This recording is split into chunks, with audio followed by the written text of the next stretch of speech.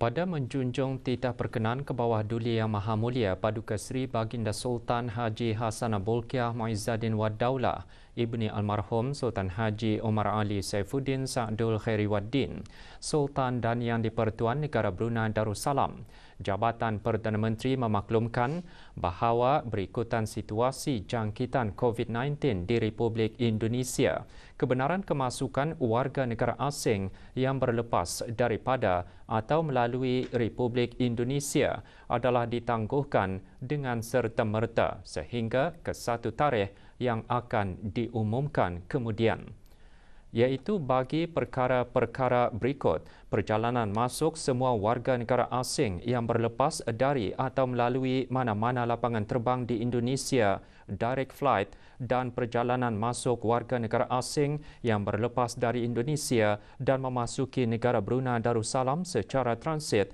dari mana-mana lapangan terbang. Manakala bagi warga negara asing yang telah diberikan kebenaran awal untuk memasuki negara ini dari Indonesia pula, kebenaran tersebut adalah ditarik balik sehingga satu tarikh yang akan ditetapkan kemudian, tertakluk kepada penilaian lanjut. Bagi sebarang maklumat lanjut dan terperinci, bolehlah menghubungi travel hotline di talian 120 semasa waktu bekerja.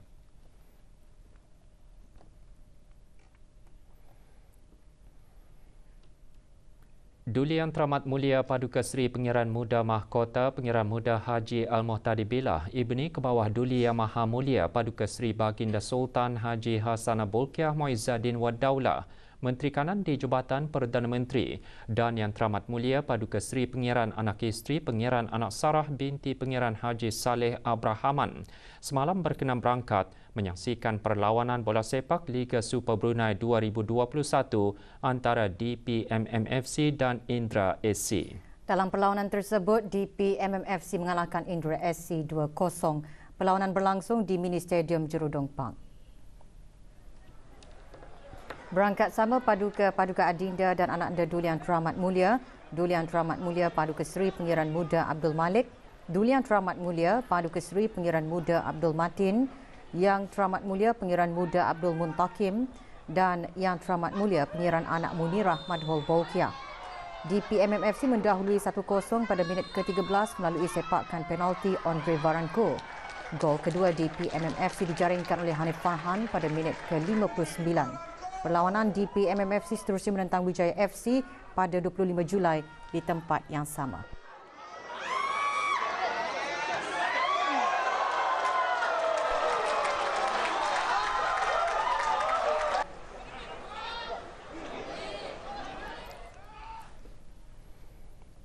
Yang Teramat Mulia Paduka Seri Pengiran Anak Puteri Azimah Nikmatul Bolkiah binti Kebawah Duli Yang Maha Mulia Paduka Seri Baginda Sultan Haji Hassanah Bolkiah Muizzaddin Wad Daulah berkenan berangkat menyaksikan Liga Bola Jaring Kebangsaan 2021.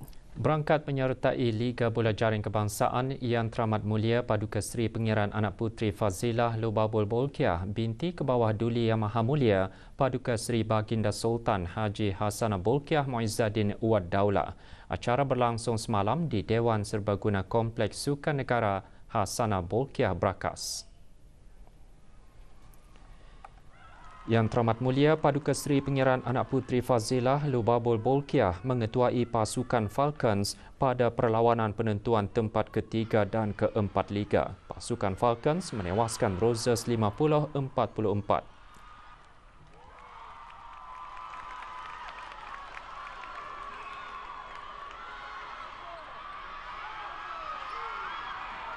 Hokage Warriors muncul juara Liga Bola Jaring Kebangsaan selepas menewaskan Thundernets 53-43 dalam perlawanan akhir.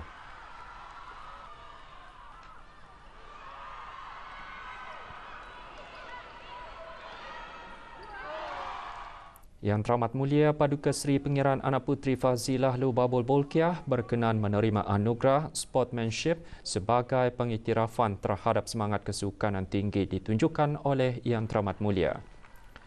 Penyampaian hadiah kepada para pemenang disempurnakan oleh Puan Hajah Mariam binti Haji Abdul Aziz. Kejohanan dianjurkan oleh Persatuan Bola Jaring Kebangsaan Brunei Darussalam BNA.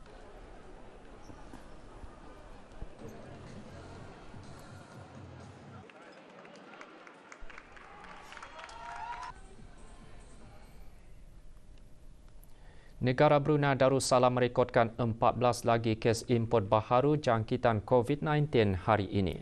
Kesemua kes adalah warga negara Indonesia. Bahan beritanya menyusul selepas petikan titah ini.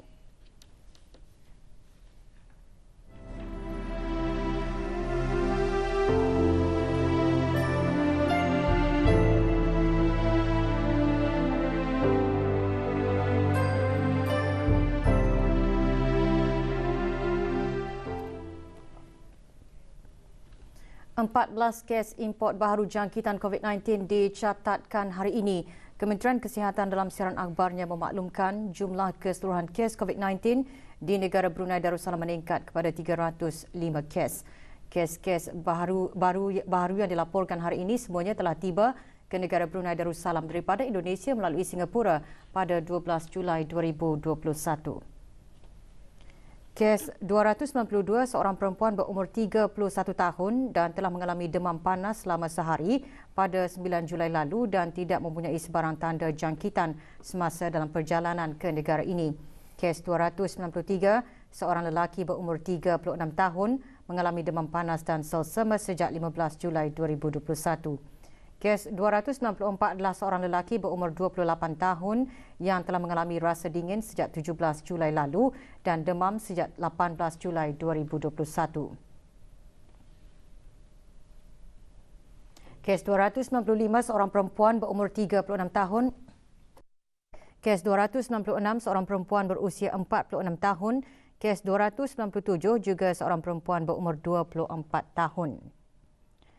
Kes 298 seorang perempuan berumur 23 tahun. Kes 299 seorang lelaki berumur 27 tahun. Kes 300 juga seorang lelaki berumur 40 tahun. Kes 301 seorang lelaki berusia 49 tahun. Kes 302 lelaki berusia 35 tahun. Kes 303 seorang lelaki berumur 34 tahun. Kes 304 pula adalah seorang perempuan berumur 29 tahun dan kes 305 ialah seorang perempuan berumur 41 tahun. Kes 295 hingga 305 masing-masing tidak mempunyai sebarang tanda jangkitan. Pengesanan kontak mendapati tidak ada kontak terdekat bagi setiap kes dan telah dikesan semasa mereka berada dalam kuarantin dan keseluruhan pengendalian perjalanan semasa ketibaan serta pengasingan diri mengikut SOP yang sedia ada.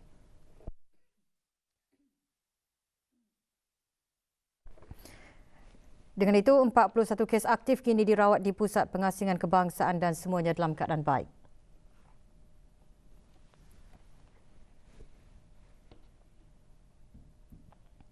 Kes terakhir jangkitan tempatan COVID-19 dilaporkan pada 6 Mei 2020, manakala jumlah kes import sejak kes jangkitan terakhir tempatan dilaporkan sebanyak 164 kes. 770 individu sedang menjalani pengasingan diri mandatori, manakala 22,104 orang menamatkan pengasingan diri mandatori sejak Mac 2020.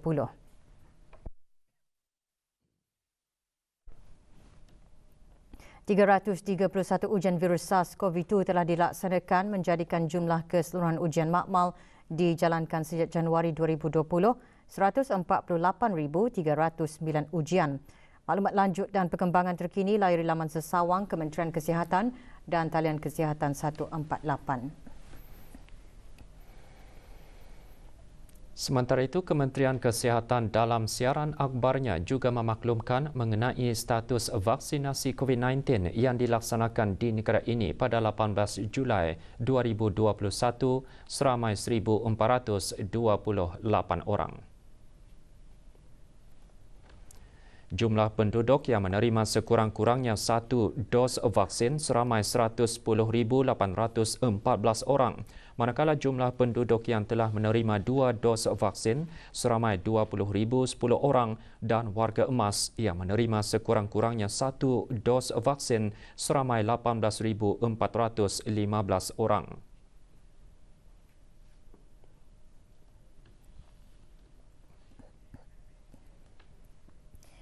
Kementerian Kesihatan mengingatkan orang ramai, terutamanya yang telah membuat tempahan slot bagi suntikan vaksin COVID-19 melalui aplikasi BruHealth untuk menepati tarikh perjanjian mereka. Jika mereka tidak dapat menghadiri perjanjian, Kementerian Kesihatan menasihatkan agar mereka membatalkan perjanjian tersebut bagi memberi peluang kepada orang lain. Menurut Dayang Atira Fakriyah binti Haji Awang Yusof, Pegawai Perhubungan Awam Kanan selaku Ketua Bahagian Perhubungan Korporat Kementerian Kesihatan, sejak 5 Julai 2021 sebanyak 2,327 slot suntikan COVID-19 yang ditempah melalui aplikasi BruHealth tidak dihadiri oleh individu-individu yang telah membuat tempahan. Suntikan tersebut termasuk suntikan dos pertama dan suntikan dos kedua.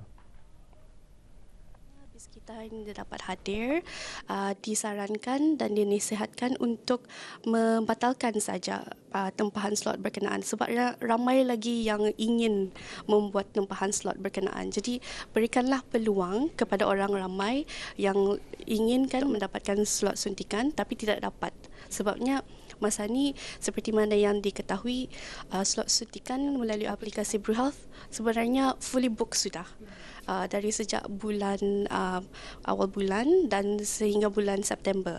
Jadi kalau sekiranya bis kita Indah tak dapat hadir ke perjanjian bis kita, silalah batalkan dan berikanlah peluang kepada orang lain. Mereka yang telah diberikan slot perjanjian bagi dos kedua dikehendaki untuk menghadiri perjanjian tersebut kerana mereka memerlukan 2 dos untuk mendapatkan perlindungan vaksin sepenuhnya. Jika tidak dapat menghadiri perjanjian, orang ramai boleh mengubah tarikh tempahan dengan menghubungi talian nasihat kesihatan 148 semasa waktu pejabat atau talian Darussalam 123. Pengesahan perubahan perjanjian akan diterima melalui pesanan ringkas SMS.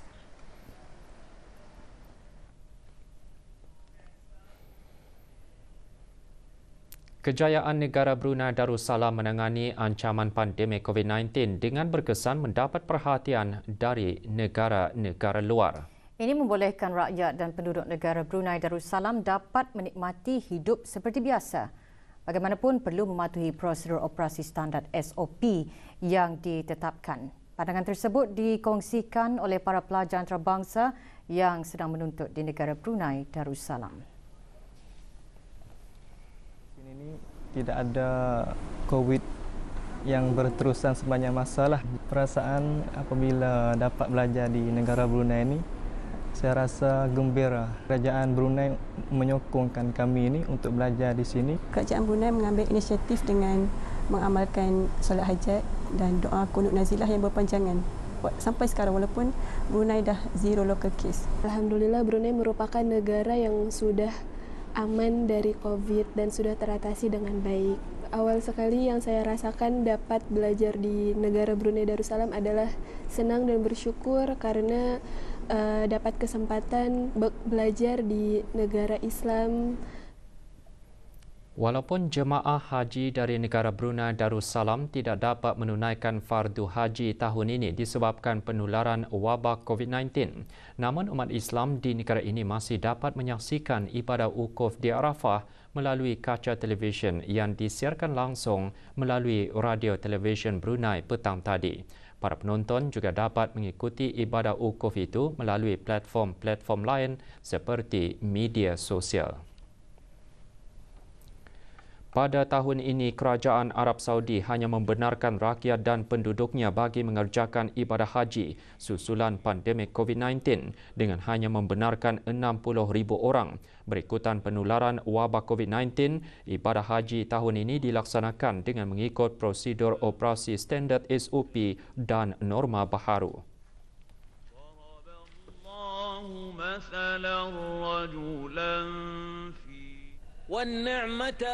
متى لك والملك لا شريك وخيراته المتتالية. Kementerian Sumber-Sumber Utama dan Pelancongan hari ini memeterai perjanjian protokol bersama The General Administration of Customs of the People's Republic of China yang akan membuka lagi rangkaian pasaran ekspor negara Brunei Darussalam bagi komoditi keluaran produk perikanan dari perusahaan akuakultur terutama ke Republik Rakyat China. Majlis penandatanganan protokol yang bergelar The Protocol between the Ministry of Primary Resources and Tourism Brunei Darussalam and the General Administration of Customs of the People's Republic of China, the Protocol on Inspection, Quarantine and Veterinary Sanitary Requirements for Farm Aquatic Products to be imported from Brunei Darussalam to the People's Republic of China berlangsung petang tadi di Kementerian Sumber-Sumber Utama dan Pelancongan.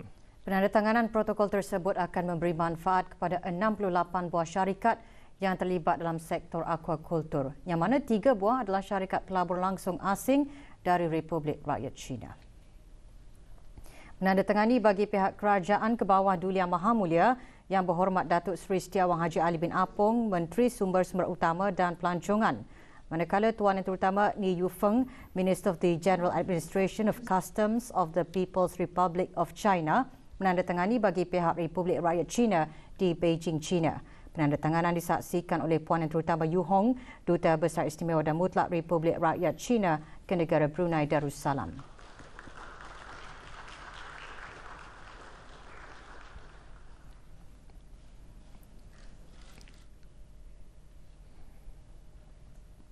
Kementerian Tenaga, Jabatan dan badan-badan berkanun di bawahnya mengadakan majlis bacaan surah Yasin dan doa kesyukuran sempena sambutan ulang tahun Hari Keputeraan ke bawah Duli Yang Maha Mulia Paduka Seri Baginda Sultan dan Yang di-Pertuan Negara Brunei Darussalam ke-75. Majlis diadakan petang tadi di Masjid As-Solihin. Hadir Datuk Seri Paduka Awang Haji Mat Satejo bin Sokiau, Timbalan Menteri Tenaga. Majlis dimulakan dengan bacaan surah Yasin diikuti doa kesyukuran. Majlis bertujuan untuk merafakkan doa dan syukur kehadrat Allah Subhanahu Wa Taala agar ke bawah Duli Yang Maha Mulia dilanjutkan usia, sihat dan sejahtera serta kekal karar memerintah negara dengan petunjuk dan inayah dari Allah Subhanahu Wa Taala.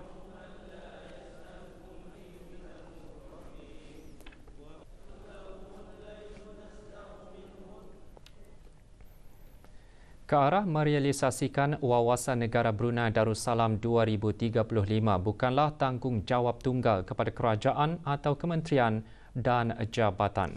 Setiap individu di negara ini mempunyai peranan dan tanggungjawab masing-masing bagi membantu negara mencapai matlamat wawasan tersebut.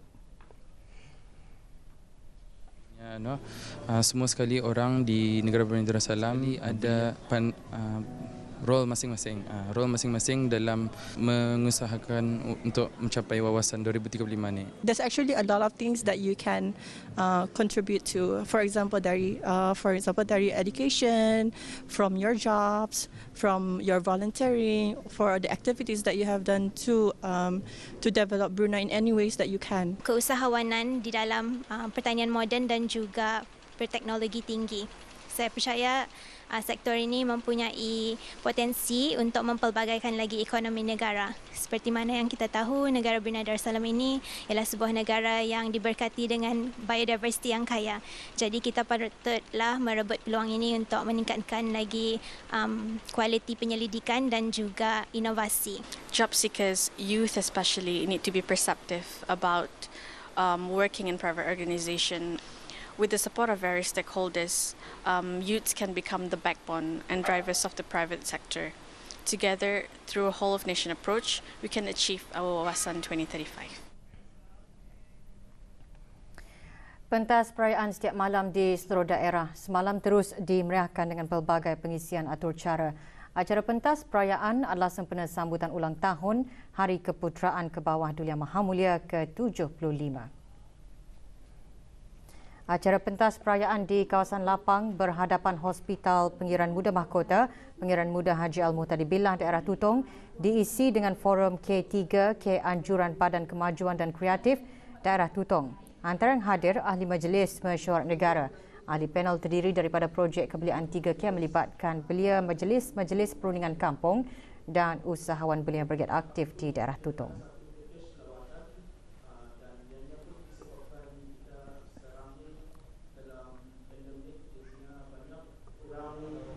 Dalam package lawatan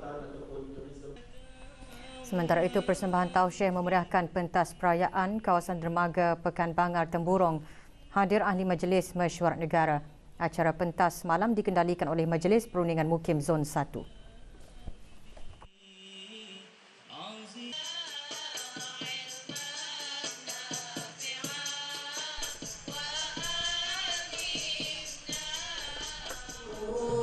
Di Ibu Negara, kawasan lapang letak kereta Jalan Bendahara menyaksikan pertandingan tausiah dan dikir dibai.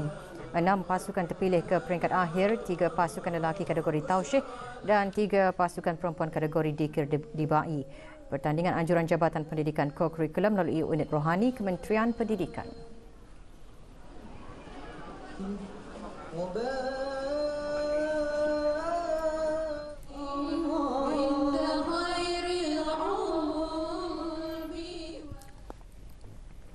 Universiti Teknologi Brunei UTB hari ini menerima kemasukan lebih 600 pelajar baharu pengambilan 2021-2022.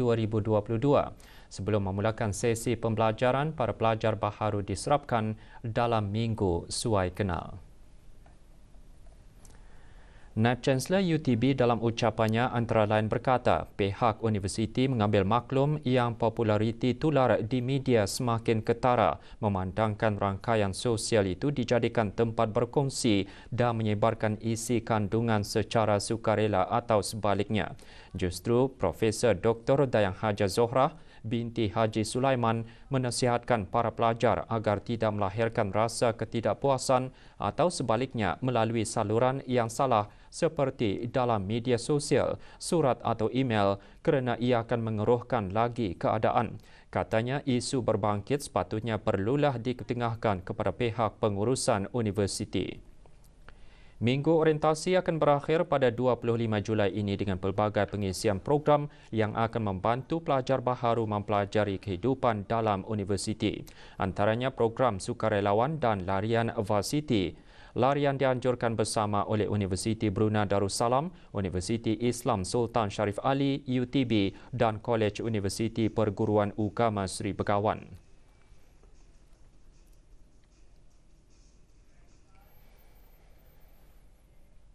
Kegiatan penyeludupan di negara ini berjaya dipatahkan apabila lebih 200 unit mesin elektrik dan lebih 450 barangan farmasi pelbagai jenis yang tidak diisytiharkan ditemui.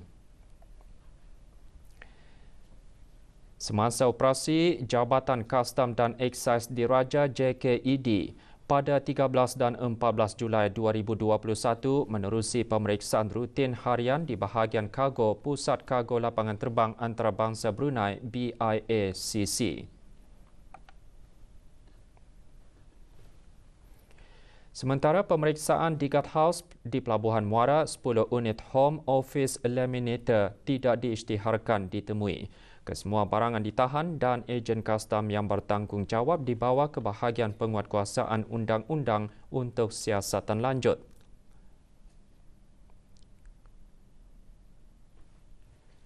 Jika didapati bersalah boleh dikenakan tindakan di bawah Seksyen 138 Perintah Kastam 2006 atau Seksyen 144 Perintah Eksais 2006 boleh dibatalkan.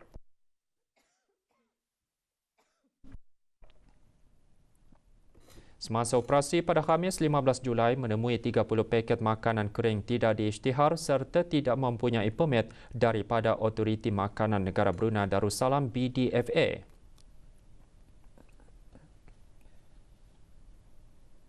Operasi pemeriksaan juga dilakukan di pos kawalan Labu Daerah Temburong yang melaporkan penahanan sebuah kenderaan komersial yang membawa barangan yang memerlukan permit.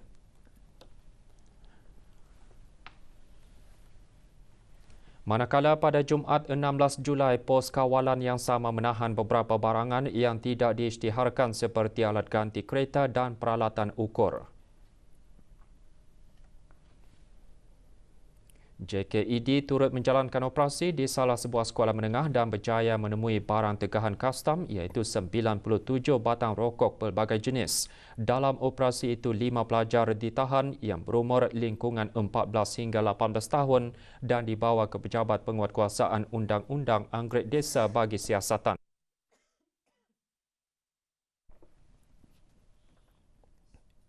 Hasil pemeriksaan di Kampung Tanah Jambu, seorang lelaki tempatan berumur 39 tahun ditahan setelah menemui 6 karton dan 10 paket rokok pelbagai jenis dibawa ke Pejabat Penguatkuasaan Undang-Undang Anggrek Desa bagi siasatan lanjut.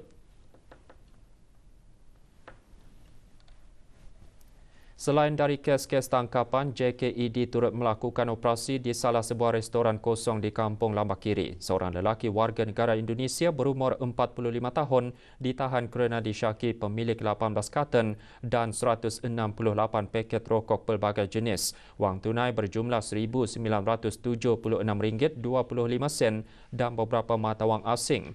Kesemua barangan tegahan dan lelaki terbabit dibawa ke bahagian penguatkuasaan undang-undang bagi siasatan lanjut. Dalam pada itu, JKED mengingatkan syarikat-syarikat ejen kastam yang cuba membawa masuk barang komoditi komersial atau persendirian ke negara ini tanpa mengisytiharkannya dan tidak menyertakan dokumen deklarasi yang sah adalah salah mengikut Perintah Kastam 2006 dan Perintah Eksais 2006. Jika sabit kesalahan, boleh didenda kompaun tidak lebih RM5,000 atau didakwa di mahkamah dan lesen dibatalkan.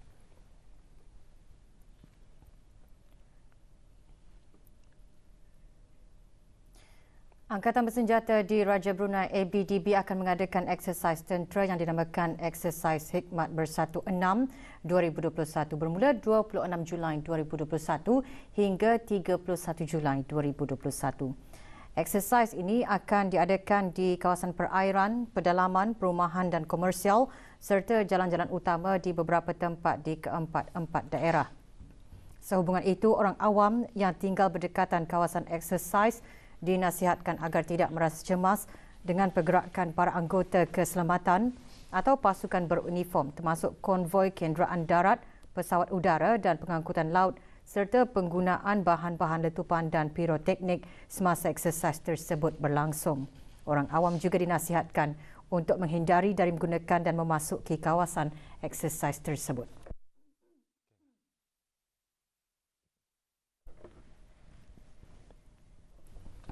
Kementerian Kesihatan melalui Pusat Pendemaan Darah Jabatan Perkhidmatan Makmal akan mengadakan kempen demam darah bagi minggu akhir bulan Julai 2021. Pada Khamis 22 Julai, kempen diadakan di IBTE Kampus Agroteknologi Kampung Wasan pukul 9 hingga 11 pagi. Pada Sabtu 24 Julai di Anajat Kompleks Kampung Beribi 10 pagi hingga 2 petang. Sementara hari Selasa 27 Julai di Pusat Pendermaan Darah, Hospital Raja Isteri Pengiran Anak Saleha, anjuran Yanur Restaurant dan Yanur Trading Company Sdn Bhd bermula pukul 8 pagi hingga 11.30 pagi dan 1.30 hingga 4 petang.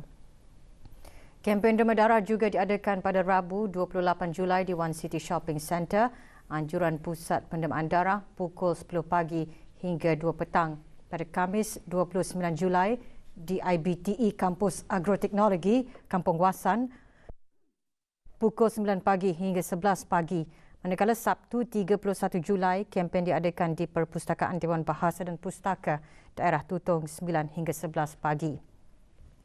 Pusat Pendemaan Darah di Hospital Raja Isteri Pengiran Anak Saleha dan tabung-tabung darah di semua hospital daerah juga beroperasi pada hari Isnin hingga Sabtu kecuali hari Jumaat dan Ahad pukul 8.15 hingga 11.45 pagi dan 1.30 hingga 4 petang.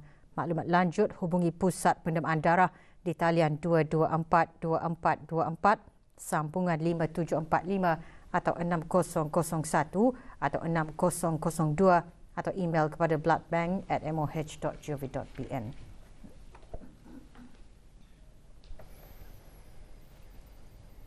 Satu fenomena cuaca yang dikenali sebagai iridescent awan telah berlaku kemarin sekitar pukul 11.30 pagi di kawasan Lebuh Raya Tutong. Jabatan Kaji Cuaca Brunei Darussalam Kementerian Pengangkutan dan Infokomunikasi dalam kenyataannya menjelaskan iridescent adalah warna-warna yang muncul pada awan dan kadang-kadangnya terjadi dalam bentuk jalur hampir selari dengan batas awan. Fenomena ini jarang dilihat di negara Brunei Darussalam, ianya cenderung berlaku semasa cuaca baik disertai dengan beberapa awan tinggi. Untuk mengetahui atau pertanyaan lanjut mengenai awan-awan yang berbeza dicurab di negara ini, orang ramai bolehlah menghantar email ke contact@met.gov.bn atau hubungi talian cuaca 114. Bola sepak Liga Super Brunei 2021. Kota Ranger FC terus berada di puncak Liga setelah menang selesa ke atas KBFC sambil Pancur Murai dan Bakis FC masing-masing raih kemenangan pertama mereka dalam aksi saingan Liga Super Brunei petang kemarin. Sementara itu, dua lagi perlawanan berlangsung semalam. Beraksi di Padang Arena Suria petang kemarin, Kota Ranger FC yang bertandang ke laman lawan menentang KBFC mencatatkan kemenangan 5-0.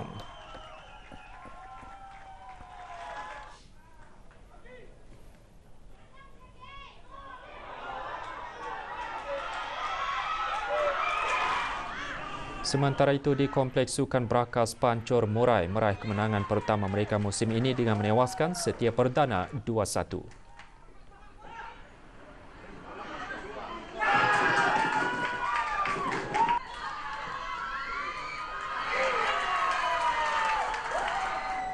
Bakis FC turut mencatatkan kemenangan pertama 2-1 ke atas Jurudong FC di balapan dan padang Kompleks Sukan Negara Hasanah Bolkiah Brakas.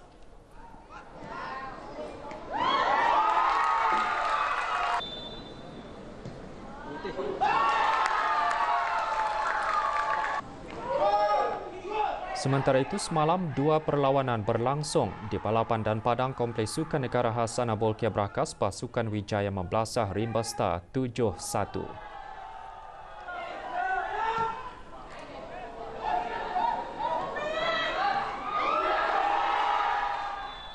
Manakala dalam aksi di Kompleks Sukan Brakas pula, Majlis Sukan Pasukan Polis di Raja Brunei pulang dengan 3 mata penuh setelah menewaskan Ikhlas MB 5 dengan keputusan 1-0. Keputusan lain, BSRCFC terikat 1-1 dengan MSABDB.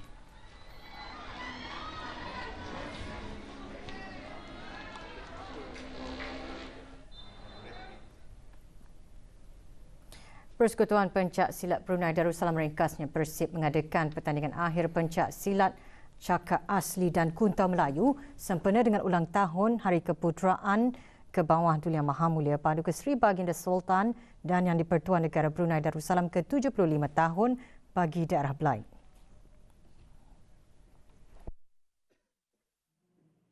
Pertandingan berlangsung di Kompleks Sukan Mumung Kuala Belait petang kemarin. 4 kategori dipertandingkan, antaranya ialah Cakar Asli lelaki dewasa, Kuntau lelaki dewasa, Solo lelaki 45 hingga 59 tahun dan Solo lelaki 60 tahun ke atas. Hadir dan seterusnya menyampaikan pingat Awang Ramli bin Haji Jamuddin, Pegawai Daerah Belait. Pesilat yang menjuarai pertandingan akan mewakili daerah Belait di pertandingan silat peringkat kebangsaan nanti.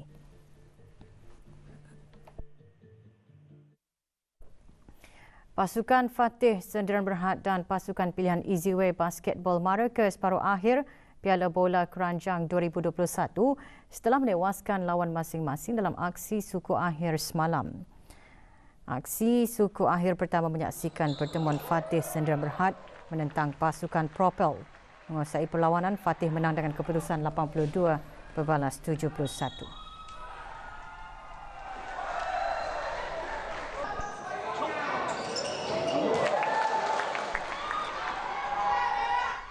Turut menempah tempat ke separuh akhir ialah Easyway Basketball yang menghampakan BTC Prime Logistic. Easyway menang dengan keputusan 108-73.